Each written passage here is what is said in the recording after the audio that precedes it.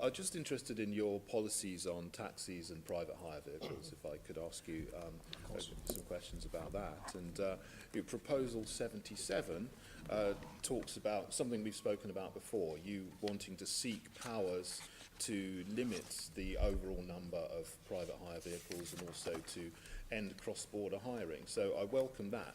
But why have you not gone further and said that you would actually like to get a bill laid in Parliament and sort of talked about strategies for actually doing that and creating specific new legislation for those changes? You mean? Perhaps working with some MPs and Sure. Getting a bill laid, you know, as part of one of the transport bills going through Parliament at the moment. Well, look, thank you for your question. We have been talking to government about a number of issues. One area there's been huge progress, and Mike can talk to this, is around cross-border. To give the Secretary of State credit, he was initially resistant to the idea. We met him again and explained the challenges, and he'd done his research between the first meeting and second meeting. And there's now a working group of various transporters across the country. So I'm optimistic that working with the government, we can make progress there. The government is resistant at the moment still to the idea of us having the power to cap, but we carry on lobbying the government in relation to that area. I think being realistic, bearing in mind a huge amount of parliamentary time has been taken up with Brexit, and there are very few other bills. We've already seen the challenges we have to persuade colleagues from all parties to support our move to have permitted development rights around rapid charging points. So I've got to be realistic about how much time to invest in a bill that will not go anywhere. But I'll let Mike explain to you the progress we've made working with the government and others in relation to cross-border hiring. Yeah, I think it's thank you, Mayor. I think it's really important that we refer back to the policy statement that we issued on the 15th of February, because that actually sets out our vision for taxi and private hire, as you know, generally, and how we operate this in the future. And I think overarchingly, it's really vital that we continue to emphasise that this is around, first and foremost, passenger safety and ensuring that there is a proper integrated approach to ensuring the safety and security of every single user of a taxi or private hire vehicles or whatever else. And I think in terms of the progress on private hire, as the Mayor alluded to, since the discussion with the Secretary of State, I've had some follow-up discussions with officials within the Department of Transport as to how we might properly address the issue of cross-border hiring, because there are some cases where, you know, it's not just cross-border on the boundaries of London with the boroughs immediately adjacent to London. It's actually quite far-reaching, and I think it's therefore a real imperative that as the regulatory authority we have oversight and control, if you like, over the safety and integrity of the system as to how it operates. So those discussions are following up since that much more positive meeting that the Mayor referred to. Okay.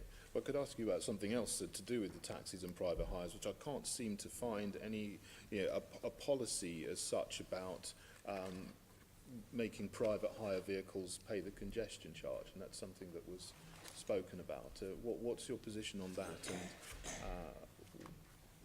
is that going to, why is that not included? I'll let Val deal with that. Yeah. Yes, it's something we've talked about in the Assembly. It is flagged. It has been flagged up. We are actually carrying out the research and doing the preparation, looking at potentially bringing forward a proposal for consultation, hopefully this year. But you do appreciate, you know, there are a lot of factors to consider and that need to be researched and have a secure evidence base, but it is something that we are considering very actively.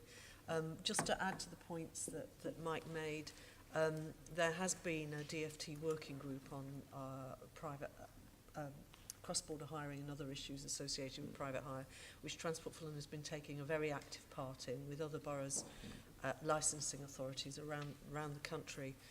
So they will be bringing out a report soon. The other thing to say is that we did engage with Dan Zeichner MP, who had a private members bill on the topic, but sadly that's been talked down and we're not expecting it to make any progress this year. So these are all issues that are in active work is underway. Okay, thank you. Just one other issue that is of interest to me, and that's the Elizabeth Line extension, which concerns proposals 86 and 87 on page 229. So I know you've got the Crossrail 2 as a future scheme, and you've also got the Bakerloo line extension and other, you talked about the Dudding Hill line, many things you want to do, but this seems to be something that's come up just recently, to my attention anyway. I mean, what's the, when are you likely to get around to this? I mean, So good question. So it's just worth reminding colleagues that in 2010, a decision was taken to reduce the scope and cost of Crossrail 1, which was the compromise because one of the options government was considering was cancelling the project. And so the extension was supposed to be part of the original. Now it's considered an extension. Obviously, we'd be keen to work with the councils in the southeast of the country and the government to get the extension going. Clearly, when you build these things at the same time, it's cheaper.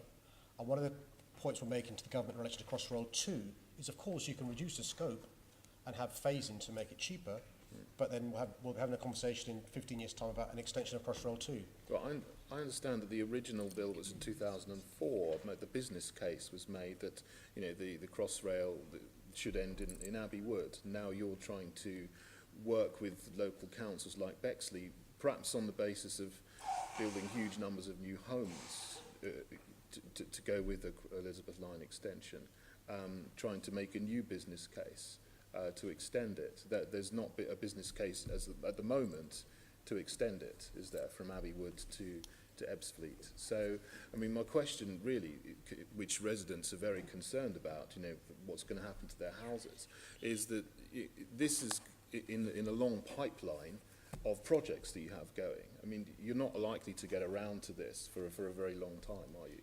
Can I just say that